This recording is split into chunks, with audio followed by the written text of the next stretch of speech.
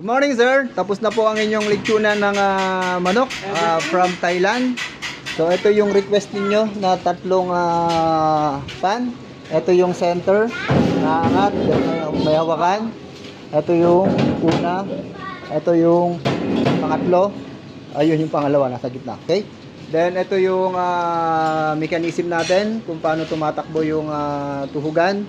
So hindi lang makikita pag ganito yung forma, pero dito tayo sa gilid. Kitang-kita po kung paano siyang umaandar. Okay? Then ito yung pang-apat. I mean, pangatlong layer. Yung pang-apat, di ko na nilagyan kasi mahirap siyang ilagay na. So, ito lang yung display area mo. Yung nasa gitna.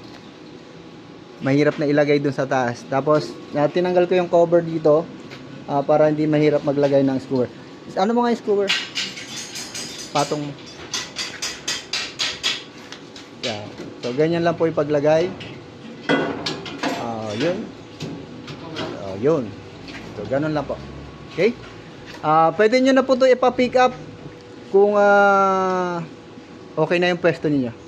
Thank you.